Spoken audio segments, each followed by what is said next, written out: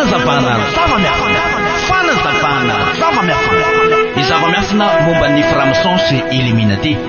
ny nouvel ordre mondial na lamina vaovao maneran-tany, ny anaram-biby izay ankofan'ny olona rehetra sy ny marika 666. Zava-miafina ao anatin'ny fivavahana izay ahafantaranao ny tena marina, ny momba ny boky Enoka sy ireo anjelinidina teto tany ka nanambady ny zanakavavin'ny olona araka ny hita ao amin'ny Genesisy 4:4. Andarana arainao eto amin'ny TNTV isaky ny zoma maraina amin'ny 9h, ny sabotsy maraina amin'ny 9h ary ny alahady maraina amin'ny 9h30. Tompona andraikitra fikambanana mpiara-mikatsika ny famarinana sy ny fiainana mananrakizay.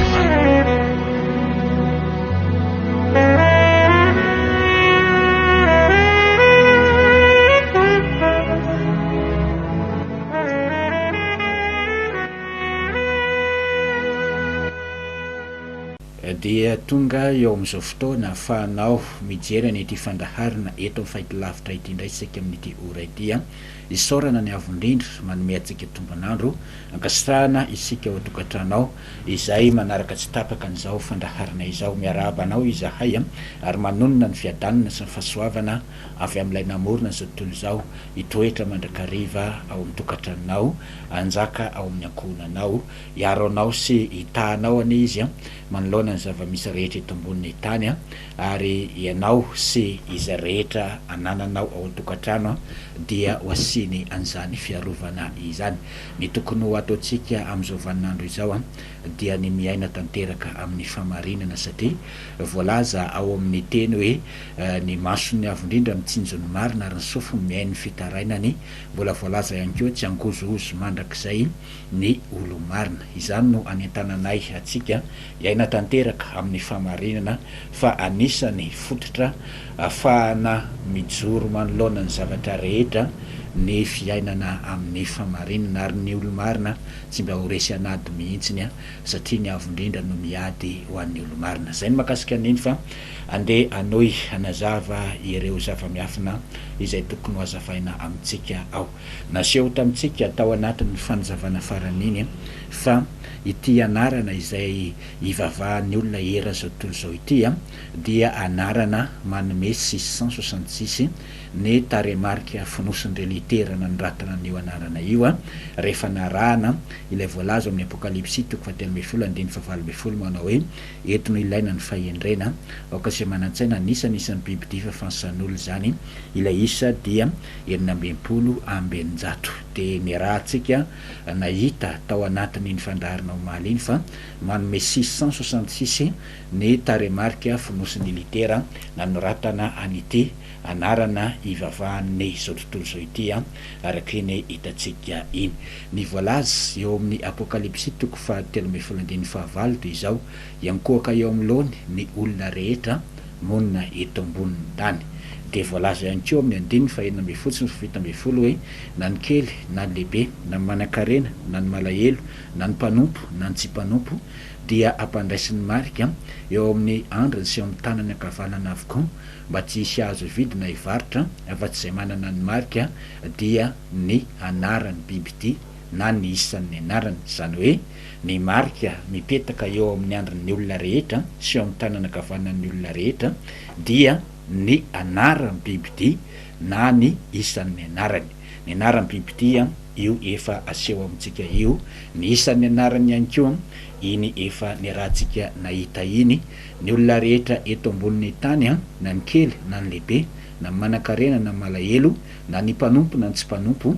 dia efa voapetaka anio anaran'ny bibity io eo amin'ny andriny sy eo amin'ny tanany ankavanana. Mariako fa sary anohatra ilazana zava-miafina izany andrina sy tanana ankavanana zany, fa ny sary tondron'ilay andrina dia ao anatin'ny saitsika ao ary ny sary tondron'ilay hoe tanana ankavanana dia izay zavatra tena manavanana atsika. Raha misy olona akaiky anao sy olona tena hoe mifakazatra aminao de matetika mampiasa fitenenana tsika hoe io ny eo ankavanany, io eo tany ankavanany, zany hoe zay zavatra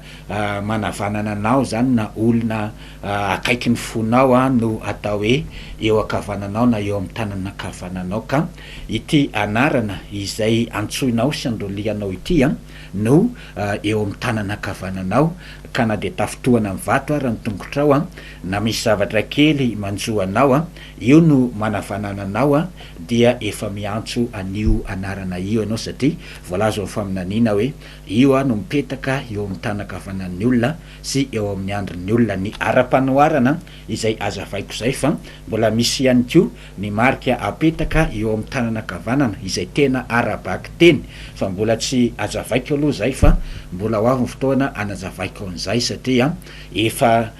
mipetaka eto ambonin'ny tany ihany ko zany fametahana marika eo amin'ny tanana sy eo amin'ny andron'ny olona amin'ny alalan'ny puce elektronika izany fa mbola amin'ny manaraka aho manazava an'izay fa ny heviny ara-panoarana izay nazavaiko izay ny olona rehetra eto ambonin'ny tany de miankohaka eo amin'ny lohanan'io anarana io ary izay tsy voasoratra anarana ao amin'ny bokin'ny fiainana zanak'ondry dia io no anarana iankohofany ny olona voasoratra anarana amin'ny bokin'ny fiainana zanak'ondry irery ihany no tsy ankohaka eo amin'ny lohanan'io anaran'ny bibity io zao no voalaza ato amin'ny Koritianina voalohany toko fahadimy folo andininy faharoa amby telopolo raha tsika mijery Koritianina voalohany toko fahadimy amby folo andininy faharoa amby telopolo toy izao ny vakiny teny amin'ny dikateny FFPM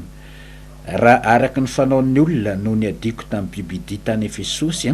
inona no soazoko amin'izany raha tsy hatsangana ny maty de aoka inona isika sy isotro farapitsy de ho faty zany hoe milaza i Paoly fa niady tamin'ny bibidi izy tao Efesosy ary tsy mba araky ny fanaon'ny olona no fomba nataony rehefa niady tamin'io bibidi tao Efesosy io izy de mety isy eritreritra ao tokantrano hoe mety bibidi arabaky teny zany mety eritreritra venao hoe menarano zany na lioana tsy bibidi ohatran'izay kory lazain'ny Paoly eo fa andeha de retsika ny nanjoan'ny Paoly tao Efesosy ato amin'ny asan'ny apôstôly toko fahasy folo no amakiko ny teny voasoratra asan'ny apôstôly toko fahasy folo eto amin'ny andiny fahadimy amby telopolo aloha no horaisiko zao ny vaky ny teny ary ny mpitahiry ny didy de nampangina ny olona ka nanao hoe ry lehilahy Efesianina iza ny olona tsy mahalala fa ny tanànan'ny Efesianina no mpitahiry ny diana lehibe sy ny sarin-javatra izay latsaka avy tamin'ny Jopitera zany hoe eto amin'ny ity asan'ny apôstôly toko fahasivy amby folo andiny fahadimy amby telopolo ity dia ny tabataba ny olona satria nisy zavatra tsy zakan'ny olona tamin'io fotoana io inona ny zavatra tsy zakan'ny olona tamin'io fotoana io raha vakinao manomboka ao amin'ny andininy voalohany ny asan'ny apôstôly toko fahasy folo dia izao ny zavatra nisy ao raha fitinana satria foy fotoana de fa mitinana no azoko atao nandeha nitory ny anaran'ny mpamonjy tao Efesosy i Paoly tao Efesosy anefany izay reny vohatra arabaritra tao amin'ny firenena aziatika tamin'izany fotoana izany dia nisy fivavahana sy nisy toeram-pivavahana lehibe izay nivavahan'ny mponina tao Efesosy ka rehefa tonga nitory ny anaran'ny mpamonjy tao i Paoly dia niala tamin'ilay fivavahany ny olona tao Efesosy satria sampy no nivavahan'ny olona tao Efesosy de rehefa nitory ny anaran'ny mpamonjy tao i Paoly niaraka tamin'ny famantarana sy fahagagana zay nampanaovy ny avindrindra anazy dia marobe ny olona izay niala tamin'ilay fivavahana tao Efesosy ary nanaraka ny fivavahana noentin'ny Paoly dia nikorotana ny tao Efesosy vokatr' zay andeha misy ovakiko kely ihany ny apahany eo amin'ny asan'ny apôstôly toko fahasy folo eo amin'ny andiny fafito amby folo ka hatramin'ny fahasy folo no ovakiko ary fantatry ny jiosy sy ny jentilisa rehetra izay nonina tany Efesosy izany de raiky tahotra ny olona rehetra ka nankalaza ny anaram-pamonjy ary maro izay nino dia tonga ka niaiky sy nilaza ny asany ary maro ny mpanao ody no nanangona ny bokiny ka nandoro azy teo mason'ny olona rehetra ary noho ny voatotaly ny tokombidiny de hita fa volafotsy 10,000 zany fatratra toy izany no fandrosony ny teniny avindrindra sy ny heriny io le vokatra azo tao Efesosy avy amin'ny asa fitorina nataon'ny Paoly fantatry ny jiosy sy ny jentilisa rehetra zay nipetraka tao Azia tao Efesosy ny zava-dehibe nataon'ny Paoly ka vokatra zany dia maro ny olona no nino ny anaran'ny mpamonjy ary maro ny mpanompo sampy na ny mpanao fanafody nitondra ny bokinodiny nitondra ny fanafodiny dia nodorana teo masombahoaka ary dia nidirana korotana tao amin'ity toerana tao Efesosy ity de eo amin'ny andininy 7 no vakiko toy izao ny soramandry ny tabataba nataony Demetrios ny namany tao Efesosy alongamba zay soramandry zay ihany fa ianao ny mamaky ao atrano ao fa raha fitinina andreo amin'ny andininy 7 sy manaraka de izao nisy mpanao asa tanana tao Demetrios ny namany izay nanao sary vongana tamin'ny volafotsy sy tamin'ny izay fitaovana zay zany dia nanao sary ny tempolin'ny Diana iry Demetrios ny namany ary nandehibe zany asa tanana zany nampanakarena n'ireo mpanao sary sikotra zany izany asa tanana zany satria novidininy karazan'olona maro io tempolin'ny Diana io dia lasa tsy nandeha tsony ny asa tanan'ny Demetrios satria tsy nila an'izany fampotsampy zany tsony ny olona tao Azia izay nidirany fivavahana noentin'ny Paoly vokatr' zay de nisambotra ny Paoly sy ny mpianatra ny olona tao ka saika amono azy ireo saika hovononin'ny olona zany ry Paoly tao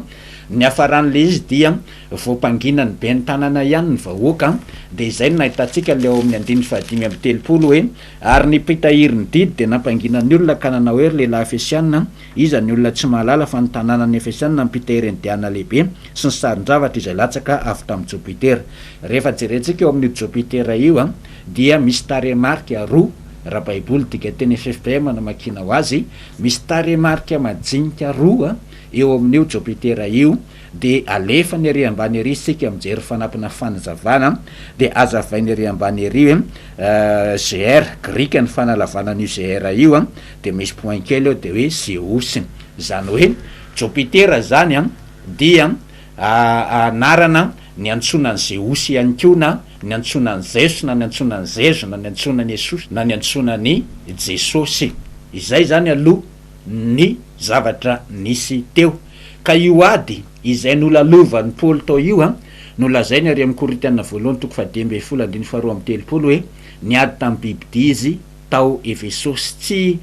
tsy zavatra mampatahotra koa le bibidia niteneniny fa ireto olona niaro ny fivavahany ireto zany hoe ilay olona niaro ny fivavahana tamin'ny Diana sy tamin'ny Jupiter satria niala tamin'ny fivavahana tamin'ny Diana sy tamin'ny Jupiter ny olona tao io foana ny fivavahana tao ary mbola fivavahana mandrakandroany any Azia zany Diana sy Jupiter zany Diana dia kristina no iantsonana azy any Azia mandrakandroany ary Jupiter dia io efa nazavaiko hoe Zeus na Zezo na Jesosy na Jesosy na Jesasy na Jésus anarana iantsonana azy daholo bibidia no ambaran'ny Paoly ao amin'ny Korintiana voalohany 2:12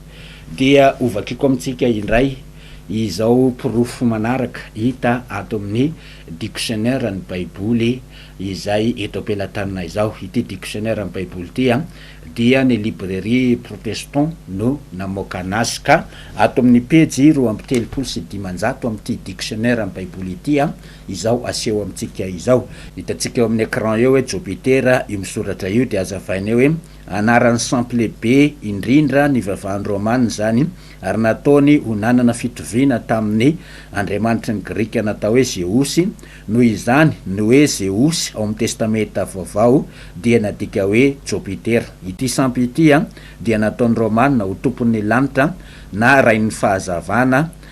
misy asan'ny apôstôly 2:13 moa omeny ao anatiny ity fanazavana ity de ozy hoe Sahabo ho tamin'ny 20 taona talohan'ny natongavan'ny mpamonjy de nolotony Antiokosa Epifanesy mpanjakan'ny Syria ny tempoly faharoa tany Jerosalema sy ny tempoly ny Samaritana tany Gerizina ka samy nataony ho tempoly ny Jupiter izy roroa ary ny Jiosy sy ny Samaritana dia notereny anajany sampony tao aorinin'andravan'ny Romana ny Jerosalema dia nisy tempoly ny Jupiter naorin'ny Adriana teo ambonin'ny fanorenan'ny tempoly ny avindrindra zany hoe zavatra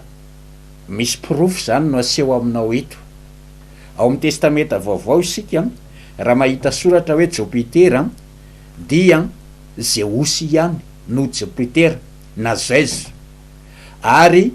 tsy hoe fivavahana tamin'ny avondrindra iny fa fivavahan'ny grika sy ny romanina tamin'ny sampy izy iny de farany ato amin'ity boky navoaka ny librairie Masindapoly mitondra lohateny hoe ny fiangonana tany am-piandohana ao amin'ny boky mitantara ny asan'ny apôstôly sy ireo taratasy nosoratany ity no aseho amintsika indraika ato amin'ny pejy 1:10 dia izao no fanjavana omeny lohateny toetry ny kolotsaina romanina ny fanjakana romanina dia romanina teo amin'ny politika fa grika teo amin'ny kolotsaina tonga de ato amin'ny pejy 13 indray no ovakiko i jopitera na zez no rain'ireo sampy rehetra ary mifeny olombelona avanao laim-pavobe izy io no mifeny fotoana nefa tsy miavonavona fa namanga ny tany ka naka ny endrika olombelona azavainy mazava be eto fa i jopitera na zez no rain'ireo sampy ny sampy de misy fanahy miasa rain'ireo fanahy rehetra ao anatin'ny sampy rehetra eto ambonin'ny tany i jopitera ary mife ny olombelona rehetra ihany ko i jopitera na i zez zany rehefa tononona eo ambonin'izay marary ny anaran'ny zez na ny anaran'ny jesosy na ny anaran'ny jesosy dia sitrana ny aretina satria i zez no rain'ireo fanahy rehetra eto ambonin'ny tany anolampa izy io no mipetraka ary mamanga ny tany i zezo na zezo olympique na zezo olympios dia sampy mipetraka any mitendrombohitra olympa ny vavahany grika sy ny romanina ary ny aziatika sy ny firenena rehetra erazao tontolo zao de mivavaka am'zezo mandrak'androany bibidy no ilazan'ny paoly azy ao amin'ny koritianina 1:10 andininy 2:30 ny raha tsika nanaraka omaly fa manome 666 ny taremarika fonosin'ny litera nanoratana ny jusas na juju izay zezo na jesosy na jesosy na jopitera ihany izany riavana izay miaina nyakofan'ny olona rehetra eran'izao tontolo zao iny anarana iny izay tsy voasoratra anarana boky ny fiaina zanak'ondry dia tsy maintsy io no anarana andoliany ianao mivavaka sy mandoalika ary mandamy vola amin'ny fivavahana amin'ny fonao manontolo sy ny herinao manontolo no anaovanao an'le izy saingy ringana ny oloko noho ny tsy fisin'ny fahalalany hoy ny teny voasoratra ambara aminao fa ny olona mivavaka mihitsiny no fitahan'ilay mpamitaka fa tsy ny olona tsy miasa saina amin'ny fivavahana fa ny olona tena mivavaka no voafitaka ary zany na tonga mpamonjy ny teny hoe na ny olom-boafidy ary de voafitaka ka voafitaka ny olona ho any amin'ny fiainana mandrakizay raha vao tsy mahafantatra an'izany zava-miafina izany izay no azo azavaina androany rapitso indray amin'ny 9:30 no noizana ny toyany mametraka mandra-pitafa ho amin'ny rampitso indray